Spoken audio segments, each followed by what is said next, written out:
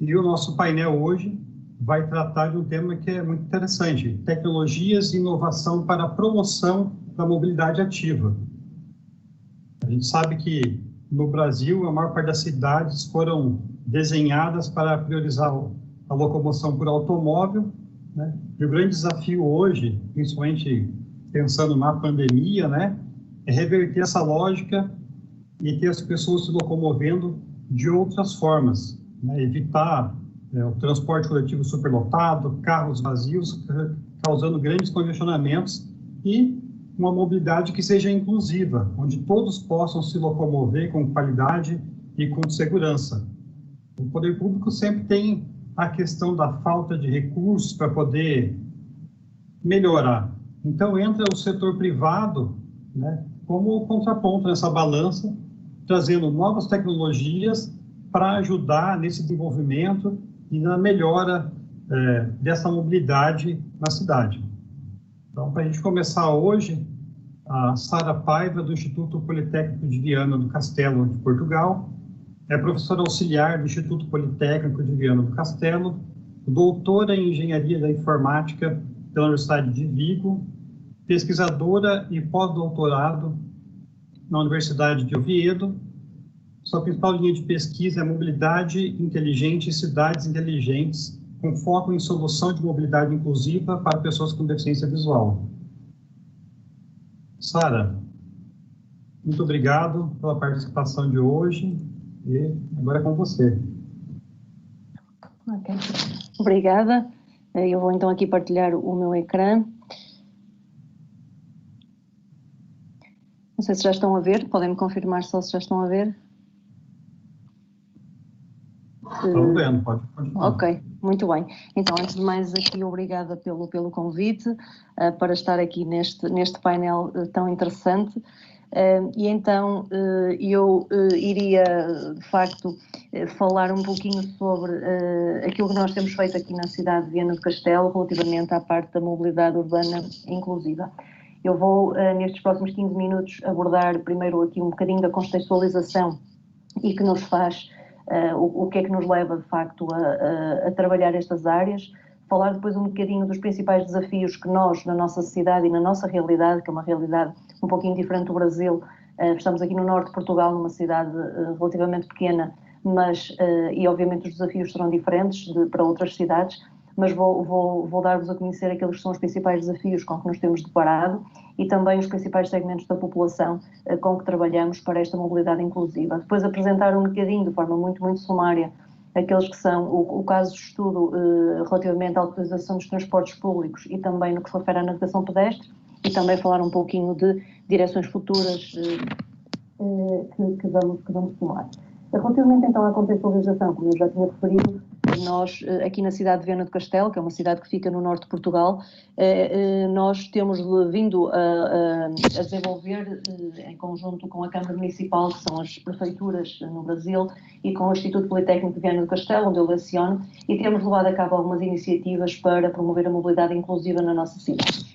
O foco principal está em promover melhores condições de mobilidade a todas aquelas pessoas que de alguma forma tenham uma limitação na sua mobilidade de forma permanente ou temporária.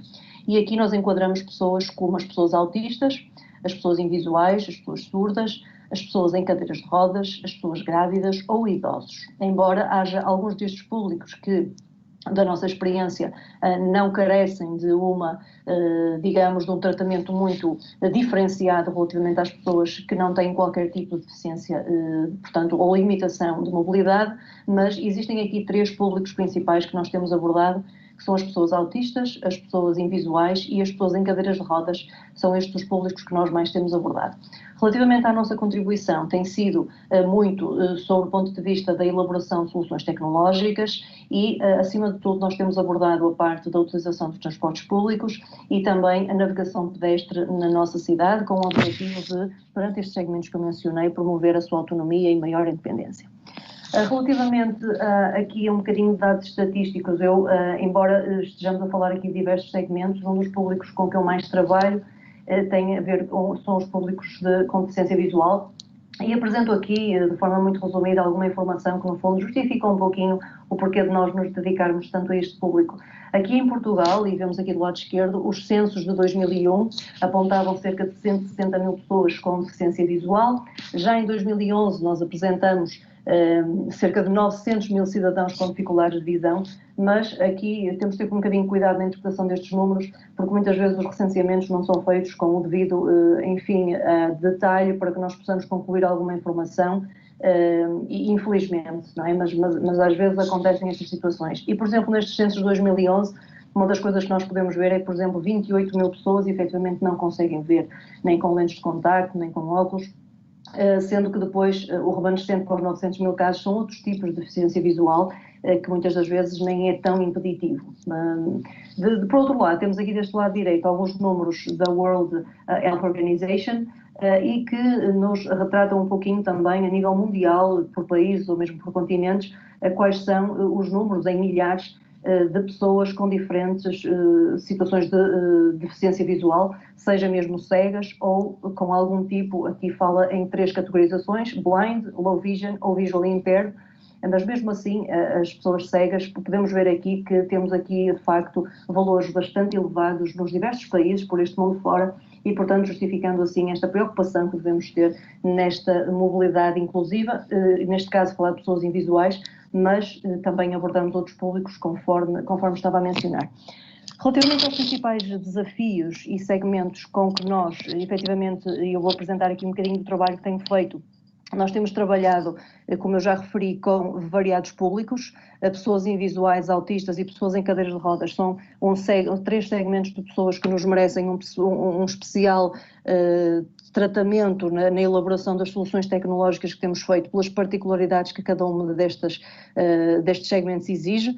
Depois temos as pessoas grávidas, pessoas com crianças, pessoas surdas ou idosas, mas que, na verdade, nas soluções que temos desenvolvido, não há necessidade de as diferenciar no ponto de vista da informação que disponibilizamos. Os casos de estudo que vou falar têm a ver com a utilização dos transportes públicos e a navegação pedestre, e aqui sistematizo um bocadinho quais são os principais desafios que nós temos encontrado. Por um lado, nos transportes públicos, e aqui temos feito um trabalho mais específico com o público invisual, estamos a falar de dificuldades que normalmente nos apercebemos relativamente a, por exemplo, uma pessoa invisual saber em que local é possível apanhar um autocarro urbano, acompanhar o autocarro durante o seu percurso, tendo noção de quais os locais por onde está a passar durante todo o percurso que faz, e, por outro lado, ser capaz de forma autónoma de conseguir sair do autocarro, portanto, tocar a campainha para sair no local que deseja. Relativamente à navegação pedestre, é um outro caso de estudo que nós estamos a levar a cabo e que aqui abarca todos estes segmentos, não apenas os invisuais, mas estamos a falar de uma solução, e nomeadamente aplicações móveis é o que estamos aqui a falar, que, por exemplo, saber quais as ruas mais adequadas para circular. Por exemplo, uma pessoa autista tem determinadas situações específicas, como, por exemplo, evitar ruas com muito barulho. Pessoas em cadeiras de rodas, obviamente ruas com largura muito estreita ou com muitos obstáculos, pessoas invisuais também a questão dos obstáculos, portanto cada uma tem as suas especificidades, de forma que estamos a tentar responder a este desafio de quais as ruas mais adequadas para cada segmento. Por outro lado, também, a nível da sua mobilidade, aceder a pontos de táxi ou de estacionamento e depois também obter a rota mais otimizada de uma dada origem até um dado destino, isto com navegação pedestre. Relativamente então ao caso de estudo sobre os transportes públicos, efetivamente nós fizemos um primeiro ensaio, uma primeira aplicação na cidade, e que está disponível neste link, tendo sido feita uma videoreportagem da televisão portuguesa. Temos aqui os objetivos que nós estamos a abarcar com este projeto, têm a ver com o acompanhamento da pessoa ao longo de todo o percurso e, por outro lado, a possibilidade de forma autónoma carregar no botão de saída do autocarro, isto porque se encontra localizada e com consciência de onde está durante todo o percurso. Aquele caso de estudo que levamos a cabo é um caso de estudo que pega neste tipo de autocarros, que percorre, neste caso, o centro histórico da nossa cidade. Temos aqui um mapa em que é um percurso ligeiramente pequeno, mas temos aqui um mapa porque, portanto, que ilustra o percurso que este autocarro urbano faz. Basicamente aquilo que foi feito para que pudesse este projeto ter vida foi um contacto muito estreito com as associações e com os utentes das associações, neste caso apenas invisuais, de forma a que nós pudéssemos levantar os pontos ao longo deste percurso e que efetivamente as pessoas têm necessidade de conhecer para estarem localizadas ao longo de todo o percurso. Neste caso foram, neste pequeno troço, neste excerto onde nós fizemos este primeiro teste, foram apontados cerca de 35 pontos de referência, em que temos mensagens como está a passar neste momento em frente à estação dos comboios, está neste momento a passar em frente ao shopping, ou seja, são determinados pontos que as pessoas identificam e conseguem manter-se localizadas ao longo de todo o autocarro, e conseguimos assim atingir o nosso resultado principal, que de facto é que as pessoas consigam sair do autocarro sem estar a perguntar sempre à pessoa do lado e dependentes da pessoa do lado ou mesmo do motorista para conseguir tocar na campainha para sair. Estamos a promover a autonomia das pessoas na utilização dos transportes públicos. Por outro lado, um projeto que temos neste momento em curso tem a ver com, e caminhando agora para aquelas que são cada vez mais as cidades inteligentes, estamos a desenvolver uma nova aplicação que permite monitorizar ainda sobre estes autocarros urbanos em tempo real a localização dos mesmos e basicamente a indicação ao cidadão de quanto tempo os autocarros demoram a chegar à posição atual onde a pessoa se encontra, assim como a distância a que o autocarro se encontra. Esta é uma solução que consegue ser aplicada a uma cidade com um baixo custo. Estamos a falar apenas da colocação de um GPS no autocarro urbano e o envio para uma base de dados remota desta posição, que depois é usada pela aplicação móvel. Portanto, em termos de recursos e de investimento para a disponibilização de uma solução destas, é relativamente baixa. Aqui também especial atenção damos às pessoas com deficiência visual, uma vez que estes autocarros, a particularidade da nossa cidade é que estes autocarros param em qualquer local onde uma pessoa peça para eles pararem. Obviamente que uma pessoa invisual não sabe se o autocarro está a chegar e, portanto, a nossa Câmara Municipal está a ter esse cuidado e está a definir locais fixos onde este autocarro para, de forma que as pessoas sejam, no fundo, informadas desses locais e saibam que naquele local o autocarro vai sempre parar. A essas pessoas também conseguimos disponibilizar a informação, a partir do momento em que chegam a esse local, quanto tempo têm de aguardar até o autocarro chegar, de forma a também se sentirem informadas e conseguirem usar os transportes públicos com maior facilidade.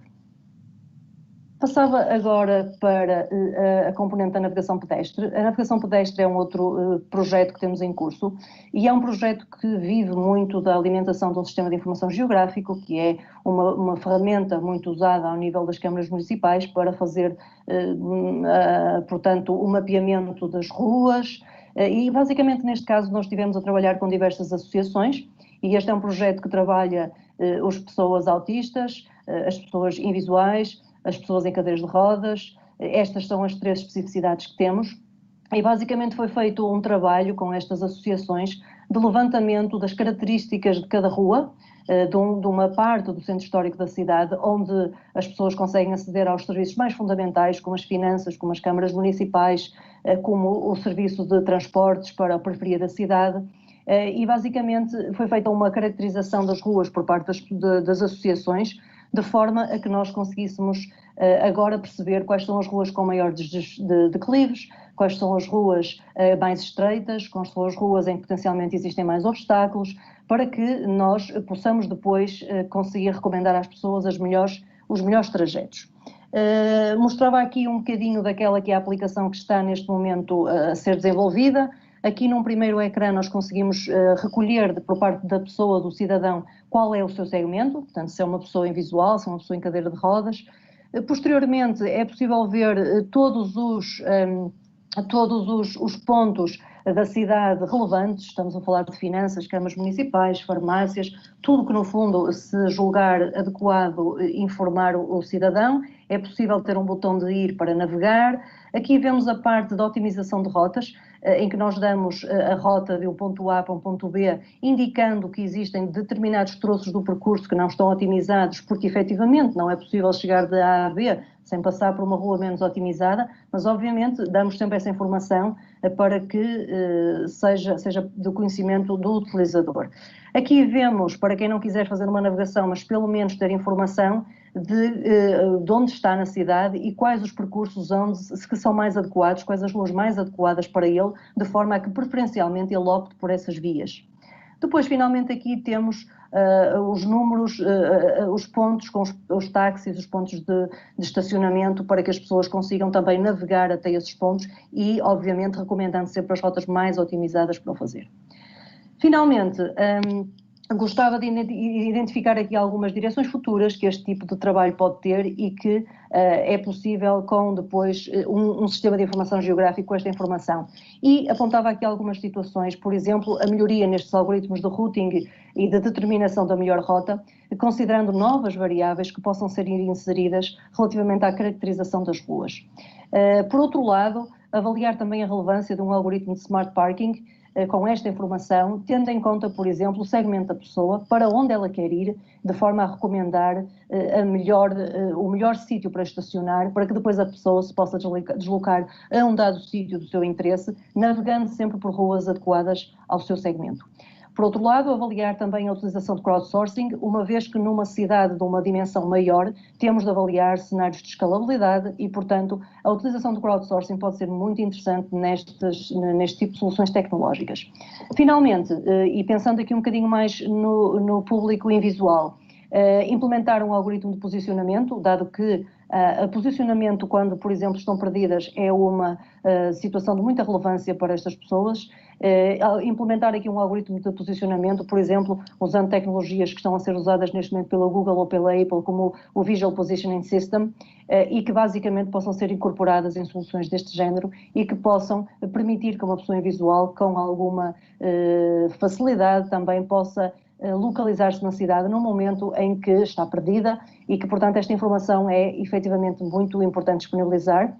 E todas estas situações de direções futuras que eu aqui referi são possíveis a partir do momento em que nós temos efetivamente a parceria com uma Câmara Municipal e um sistema de informação geográfico criado e que nos permite depois pensar em soluções tecnológicas diferenciadoras e que podem ser alavancadas a partir do momento em que temos uma base de trabalho e um sistema de informação de suporte a estes aspectos de mobilidade.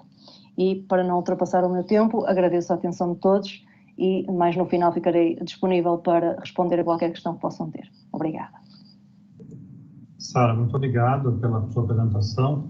E é fantástico poder ter essa interação dos modais, né, e permitir o acesso das pessoas onde elas precisam ir, né, utilizando o transporte público, o táxi. Essa interação é fantástica e permite uma mobilidade excepcional para as pessoas. No Brasil, a maior parte das cidades tem esse problema de locomoção. Vamos partir para o nosso segundo painel com o Marcelo Cabral, do Detran Paraná.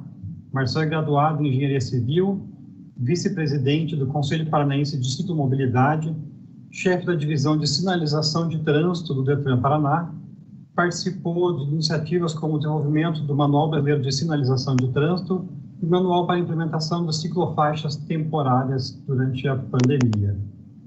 Marcelo, muito obrigado. É com você. Olá, boa tarde a todos.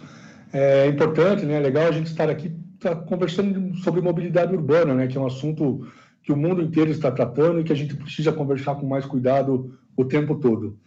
O Conselho Paranaense de Ciclomobilidade é um conselho novo que começou em 2015, né? E ano passado, no começo do ano, com essa história de pandemia, a gente pensou na possibilidade de implementar a ciclofaixa temporária com o intuito de incentivar o uso de bicicletas, né? Então foi criar formado um grupo que fez esse manual. Então esse manual foi feito a várias mãos. E uma coisa muito interessante do Conselho Paranaense de Ciclomobilidade, que ele é intersetorial, né? E a Câmara de Infraestrutura e Engenharia e Inovação foi quem desenvolveu. Então, na pessoa da Lorraine, da Marina, que são da Secretaria de Infraestrutura e Logística, né? A Marina acabou fazendo toda a parte gráfica desse manual. O Antônio Miranda, que ele é ele dispensa comentários em termos de planejamento urbano, ele é uma sumidade a nível de Brasil aí. E também teve a Universidade Federal, que veio com alguns estudantes, o Christian e o José Maurício, acompanhados da professora Márcia, beleza? Então, nesse manual, o que a gente fez? Foi feita uma pesquisa, né, do que se tava, qual que era a intenção, é rua para todos. E a gente pensou no mundo o que estava se fazendo em termos de mobilidade urbana. Então, a gente pode tomar algumas ações, né? O que na França está fazendo, por exemplo? A França conseguiu investir rapidamente em infraestrutura de ciclomobilidade durante a pandemia. Para se ter uma ideia, a França começou a pagar 50 euros para cada pessoa que precisasse fazer reparo em bicicleta e voltar a usar essa bicicleta como meio de transporte. Então, essa foi uma ação da França muito forte, além do investimento muito alto, né, em ciclomobilidade, mas ciclofaixas temporárias. Outra situação que a gente verificou também no levantamento, está aqui França, o exemplo da França. A Colômbia também investiu muito forte em ciclofaixas temporárias. Para você ter uma ideia, a França já tinha 550 quilômetros de ciclofaixas e em um mês ela implantou mais 117 quilômetros de ciclofaixas temporárias. Quer dizer, para incentivar o uso da bicicleta como meio de transporte, como forma de conter um pouco essa pandemia, né? Aumentar o distanciamento social, o esvaziamento do transporte público é algo muito importante nesse processo, né? Então, alguns países já estão fazendo algumas coisas e conseguiram fazer de forma rápida. No Peru, uma iniciativa bem bacana que eu achei no âmbito do Peru, um pouquinho para cima aqui, eles desenvolveram um protótipo de bicicleta de baixo custo. Então, esse protótipo de bicicleta de baixo custo ficou estimado, deixa eu pegar aqui para vocês o valor exato. Tinha marcado aqui, acabei perdendo, mas já acho aqui para vocês de volta.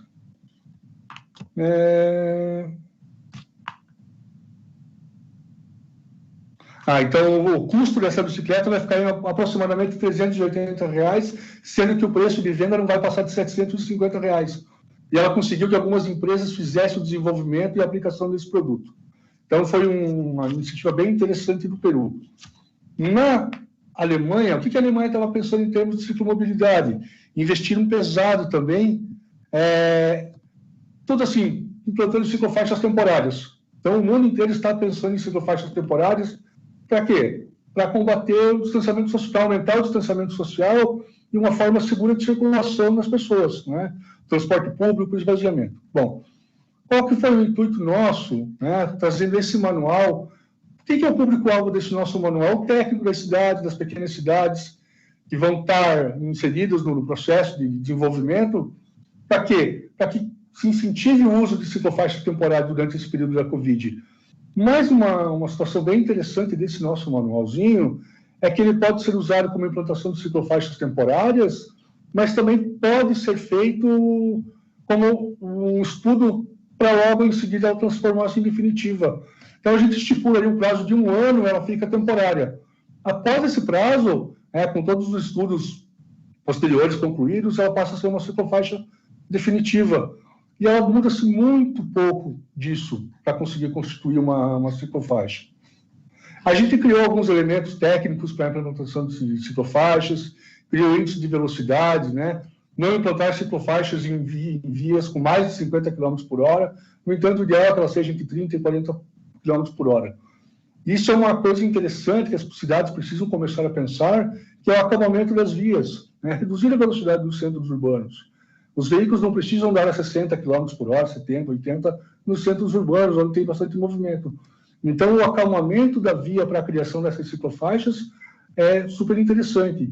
Além do que, o acalmamento da via ela gera um tráfego melhor, mais sequencial, gera menos congestionamento, né? Porque é mais fácil de você manter os tempos de semáforo e tudo mais.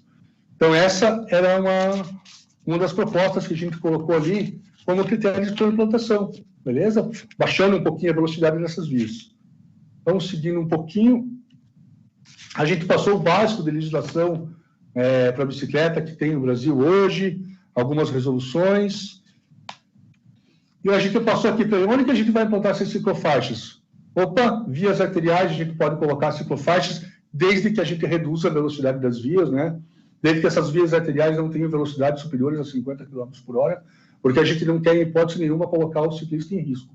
Mas a gente quer dar condições para que se tenha essa mobilidade por bicicleta de uma forma segura. Então, o ideal que tenham em vias locais não é muito recomendado, porque ela já tem uma infraestrutura de compartilhamento que já cabe. Então, vias arteriais e vias coletoras dentro do Brasil são os melhores cenários para se colocar ciclofaixas temporárias. E a partir dos estudos que a gente fez, a gente começou a fazer alguns desenhos rápidos, alguns pequenos desenhos, para que comece a dar noção para os técnicos que trabalham nos municípios, saber assim, onde é que vocês vão implantar essa ciclofaixa temporária. Então, eles têm o estudo, os mapas de estudo das cidades, né, onde eles vão ver as melhores localidades, onde tenha o maior tráfego de pessoas, onde tenha transporte público, né. Então, reduz a velocidade da via e começa a criar situações de ciclofaixas temporárias. Aqui, a gente levantou alguns exemplos do que se faz em termos do mundo, né? Própria Curitiba, aliás, citou um exemplo de Curitiba aqui, que tem uma ciclofaixa temporária próxima ao mercado municipal. Isso precisa ser um contínuo, precisa aumentar, a gente precisa fazer mais ciclofaixas temporárias. Aqui é um exemplo de Londres, que eles usaram balizadores. Alguns exemplos que a gente usa barreiras plásticas, que são bem interessantes para essa segregação temporária, né? Você não precisa fazer uma infraestrutura muito grande. E aqui a gente criou várias tipologias, mas o objetivo desse manual é ter uma linguagem simples, que ele possa ser entendido por todos, né? Não precisa de grandes estudos de tráfego para entender esse manual. É fomentar a discussão e fomentar a importância de se implantar o modelo de transporte por bicicletas. Então, vamos lá, nós temos uma via aqui. Como é que era a via antes, né? 3 faixas de circulação num sentido só. Como que ela ficaria com uma ciclofaixa temporária?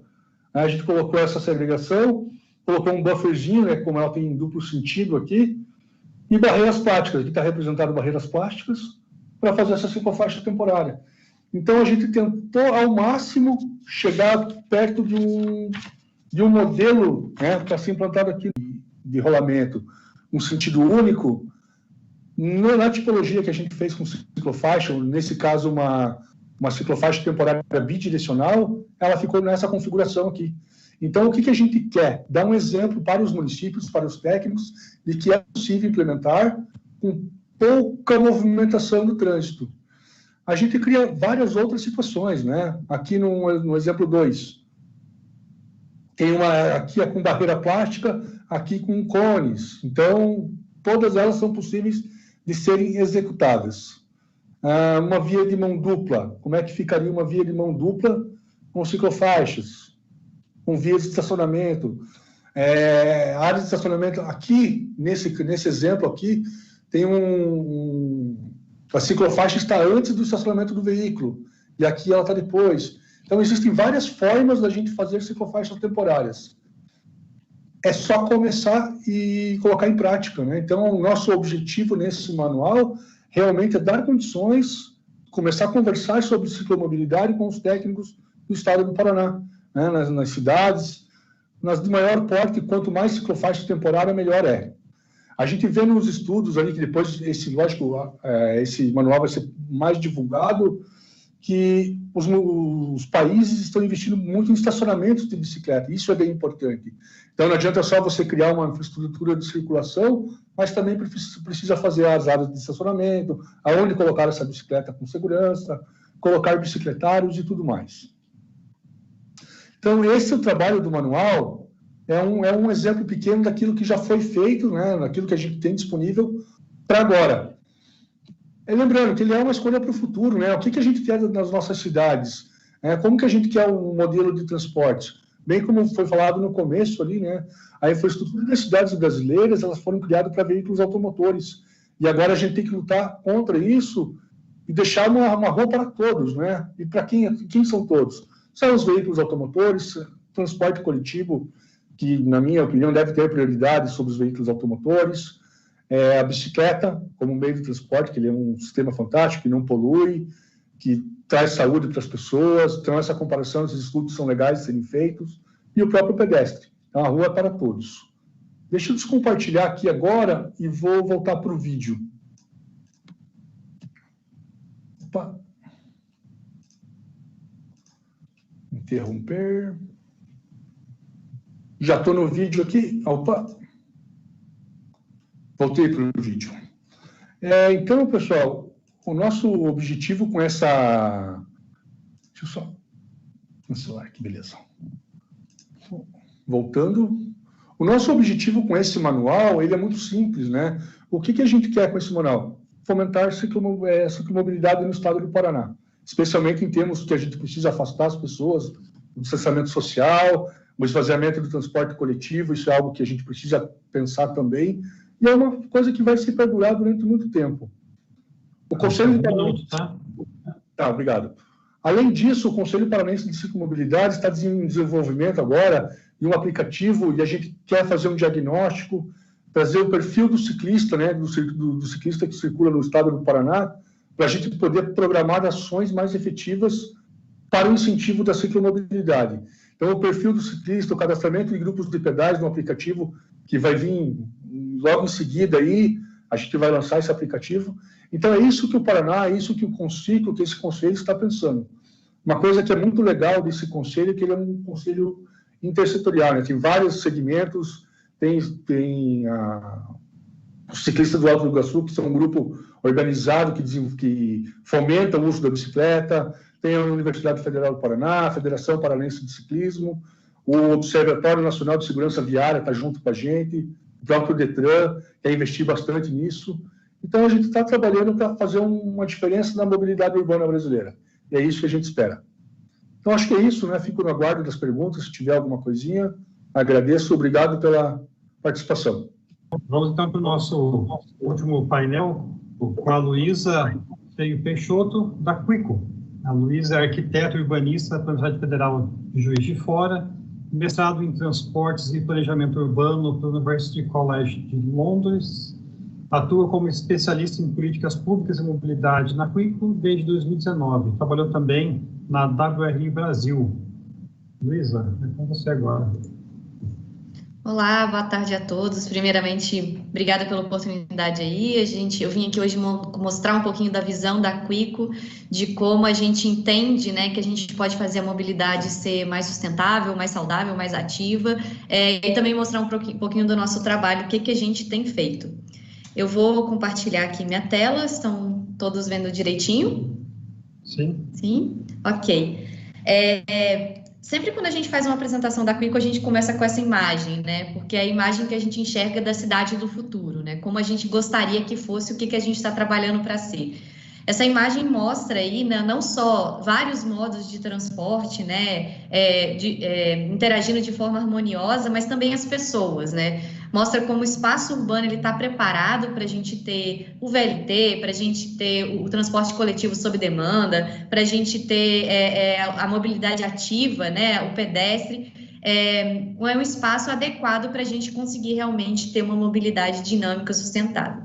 Mas a realidade atual, independente do meio de transporte que cada um usa hoje, é muito complexa e é cheia de problemas, né? A gente, hoje em dia, desde o transporte coletivo, a caminhada, né, as dificuldades da calçada, se ela tá boa, se não tá, a infraestrutura para o ciclista, o estresse do motorista, não adianta você entrar no carro e achar que vai estar tudo bem, que não tá.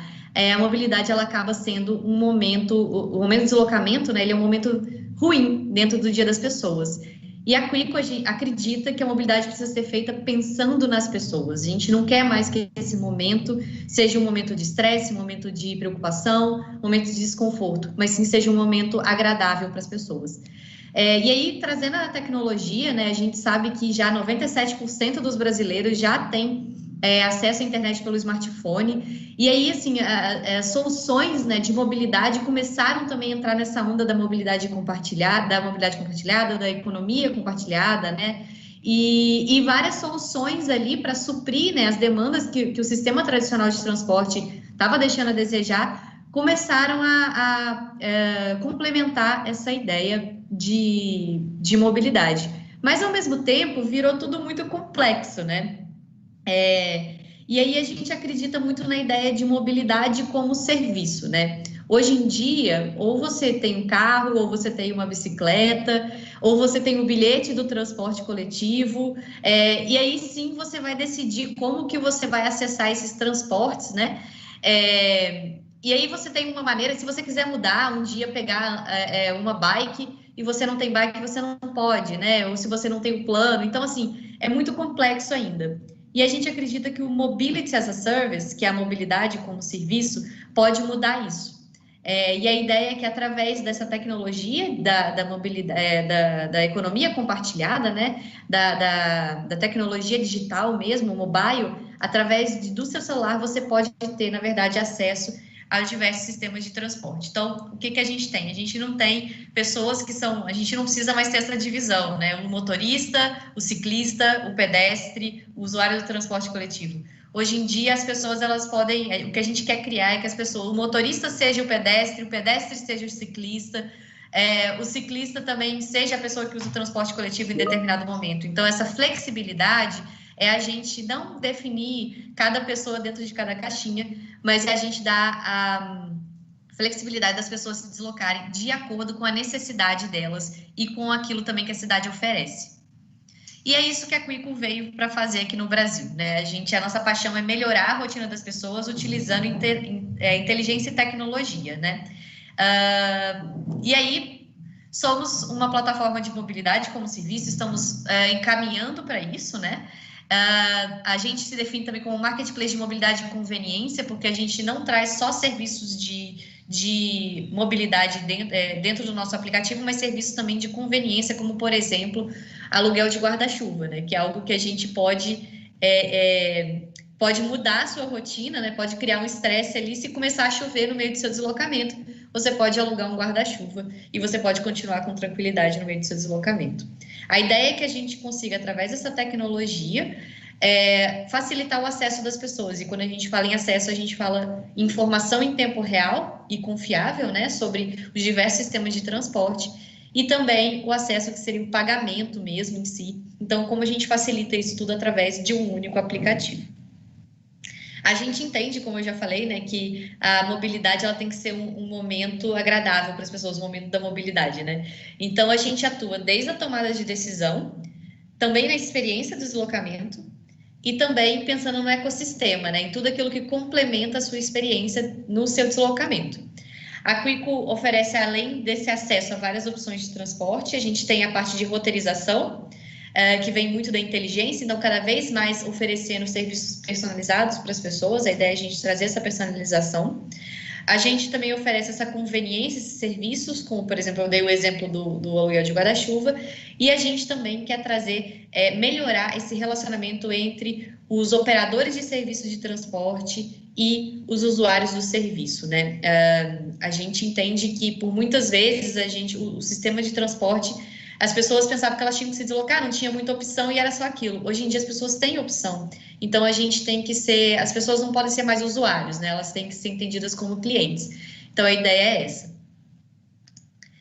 Aqui alguns números da Quico, né? Então a gente já teve mais de 1,5 milhões de downloads, a gente atua em São Paulo, Rio, BH e Salvador. E, enfim, várias ações aí que a gente já está atuando, desde roteirização, notificações também no nosso app, recargas de bilhete e também instalação de Wi-Fi na linha amarela do metrô em São Paulo, por exemplo. Várias ações que a gente está promovendo para facilitar o deslocamento das pessoas como um todo. A gente também entende que, neste momento específico, né, a gente tem um desafio a mais, que é a situação do Covid que a gente está vivendo, né? E que uma plataforma de mobilidade como serviço, ela pode favorecer bastante o deslocamento das pessoas através dessa informação e através dessa facilidade de pagamento. Primeiro, informação em tempo real ajuda no controle das aglomerações, né? Primeiramente nos pontos de ônibus e estações, se você sabe a hora que seu ônibus está chegando, você não precisa ficar lá esperando. E também dentro dos próprios veículos é totalmente viável a gente trabalhar com crowdsourcing para a gente poder informar para as pessoas se o ônibus está cheio ou não, por exemplo. Pagamentos digitais também reduzem o contato físico com o cobrador e até mesmo o contato com o dinheiro. Isso aqui a gente trata de uma maneira bastante interessante também, que é a complementariedade dos modos de transporte, né? Eu acho que todos os meios de transporte, como a gente viu naquela imagem inicial, eles têm o seu papel dentro da cidade. E eles são importantes. O jeito como a gente está equilibrando eles atualmente, que está meio complicado, né? Está meio errado. A gente priorizando o veículo e não os modos ativos, né? E os modos públicos, né? De transporte público. Então, através dessa gestão, né? Da mobilidade, através da plataforma, a gente vai conseguir também indicar, né? Esses certos modos de transporte para cada situação. E também com uma plataforma de conscientização, né? Porque a gente é uma plataforma que se comunica diretamente com o usuário, então a gente traz essa parte da conscientização também. Aqui alguns dados também da pesquisa que a gente fez com os nossos usuários, então assim, mostrando que realmente essa preocupação com o menor risco de transmissão, com as aglomerações também, como que realmente esses dados que a gente está trazendo faz com que as pessoas evitem filas, evitem espera, evitem as aglomerações, possam trocar de caminho caso seja necessário, e realmente é algo que está com as pessoas. Mas a gente acredita também que ninguém faz mais sozinho, né? A mobilidade como serviço é um cenário bem diferente do que a gente andou vivendo atualmente, e que a gente precisa das instituições trabalharem juntas, né? Então, aí eu acho que eu vou trazer um pouquinho das duas apresentações aí, que falaram da importância da roteirização, da informação em tempo real, e também da infraestrutura urbana, né? Então, é isso, assim, a gente não tem como a gente pensar numa gestão mais otimizada da mobilidade, integrada, né? Com todos os meios de transporte aí, atuando de maneira complementar, se a gente não pensar em todos esses parâmetros da mobilidade. Então, na Quico, por exemplo, a gente atua muito diretamente, né, nessa melhoria da informação em tempo real e da bilhetagem, mas, ao mesmo tempo, a gente também depende que a própria infraestrutura da cidade, ela ofereça um ecossistema adequado para que as pessoas escolham a bicicleta, para que as pessoas escolham a caminhada, né? Enfim, nesse sentido. E a própria operação dos serviços também, né? Como é que a gente pode trazer inovação cada vez mais, principalmente para os serviços de transporte coletivo, né? Por serem serviços públicos, eles têm um timing de renovação, né, da tecnologia mais lento do que o setor privado, mas como a gente consegue, através da parceria, né, entre as organizações, trazer essa inovação cada vez mais para o transporte coletivo e a infraestrutura da cidade como um todo. Como desafios, né, eu coloquei alguns grandes desafios que a gente tem na nossa realidade, né, a gente tem pouca, e aí assim, eu vou falar um pouquinho aqui do quarto ponto, né, esse distanciamento entre os atores da mobilidade, a gente precisa trabalhar mais de forma colaborativa, a gente precisa de dados abertos, a gente precisa de sistemas de bilhetagem também abertos, né, a gente precisa de uma infraestrutura urbana que não privilegie o automóvel, né, como é hoje. E hoje em dia a gente tem uma complexidade social e urbana muito grande, então acho que coloca um desafio a mais aí também, quando a gente se compara com outros países aí europeus que também estão caminhando nessa direção do MaaS. A gente tem todos esses desafios aí, mas a gente acredita que a tendência também é que a gente consiga se juntar para poder evoluir. E aí, assim, essa é como a gente acredita que é o cenário ganha-ganha-ganha, né? O cenário ganha-ganha-ganha seria as empresas de mobilidade, né? Os governos e as pessoas atuando de maneira junta, né? E também, claro, a academia, né? Trazendo informação para que a gente possa realmente viabilizar uma experiência melhor para as pessoas, né? Aqui a gente fala do ciclo virtuoso da mobilidade através da abertura, e aqui a gente coloca dados, mas abertura do sistema de bilhetagem, abertura de informação como um todo, né? A gente tendo essas informações de operadores e autoridades, a gente consegue transformar isso numa experiência mais adequada para as pessoas. As pessoas também geram dados, claro, anonimizados, né? Que vão também servir para a Quico depois transformar isso em informação para a própria operação de transporte dos operadores, melhorar a sua própria operação. Então, a gente acredita que esse é o ciclo virtuoso, onde a tecnologia pode impactar diretamente a qualidade de deslocamento das pessoas. E aqui, acho que a gente pode falar de todos os deslocamentos, né? Não teria um modal ali que a gente consegue destacar, mas a gente conseguir gerir a mobilidade de uma melhor maneira para que a gente tenha um equilíbrio melhor também, privilegiando modos ativos, modos de transporte coletivo como um todo, né? e conseguir realmente uma mobilidade mais sustentável. Bom, agradeço a oportunidade, espero que tenha ficado aí no meu tempo. Qualquer coisa estou à disposição para dúvidas. Obrigada. Muito obrigado, Luísa. Foi pontual. Eu fiquei impressionado, eu utilizei o aplicativo essa semana, quando o Lisandro me passou, me convidou, né? Eu fui ver o aplicativo, instalei no meu celular. Na minha cidade não tem nem sistema de locação de bike, nem carro, mas o deslocamento a pé e a integração com o sistema de transporte foi muito preciso, assim. É impressionante como você consegue otimizar realmente o tempo, né? Você não tem que ficar parado no ponto de ônibus esperando o ônibus, você tem que chegar lá para embarcar e sair dali. E eu acho que essa agilidade que ele permite ter, né, que vai realmente aumentar a fluidez ali do trânsito e permitir essa mobilidade melhor, né? Claro, a gente acha que essa integração entre os modos de transporte, a gente já tem, por exemplo, nas rotas que a gente oferece, né, as rotas intermodais, que não é multimodal, é inter, porque é integrada de maneira inteligente. Então, a gente combina a bike com transporte público já, né? Então, a gente consegue oferecer isso já para as pessoas e consegue reduzir o tempo, né, de deslocamento das pessoas. Enfim, é para isso que a gente está trabalhando. Legal. Marcelo, só fala para a gente onde é que a gente encontra o manual de sinalização de ciclovias temporárias. Esse manual é um pré-lançamento feito hoje, ele vai estar disponível no site do Detran, ele vai estar disponível no site do próprio Conciclo, né, que é o Conselho Paranaense de Ciclomobilidade, Detran Paraná, detran.pr.gov.br. Em breve vai estar disponível lá. A gente vai fazer algumas cópias impressas e vai entregar para os municípios, mas vai estar disponível nesses canais aí de comunicação do Detran e do Conciclo à vontade para quem quiser fazer o download. Muito obrigado. O nosso tempo está acabando aqui, a gente tem que encerrar para não atrasar os próximos palestrantes, deixar eles com o tempo deles, né? Quero agradecer a participação de todos aqui. Né? É justamente isso, essa tecnologia que vai somando as políticas públicas, né? A política pública tem que ir caminhando, mas como a Luísa disse, o público tem um tempo diferente de trabalhar, né? Enquanto o privado consegue puxar isso e ir complementando, né? Tem que trabalhar junto, tem integração realmente do público com o privado para que possa melhorar para toda a sociedade.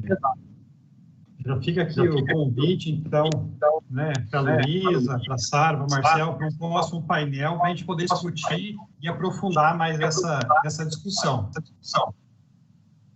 Isso, eu acho bem interessante essa discussão, fomentar a discussão, ela é importante. E o que ela falou muito brilhantemente ali é o sistema intermodal, né? Os vários meios de transporte têm que se conversar, tem que ser possível você levar a tua bike no ônibus, ou ter um Uber que carregue tua bike também. Isso aí são políticas públicas que a gente precisa discutir, falar e realmente incentivar. Interessante. Sem dúvida nenhuma. Então, quero agradecer novamente os três pela participação. Quem está assistindo, permaneça aí na sala, que a gente vai começar daqui a pouquinho, 2 minutos, a gente começa o próximo painel.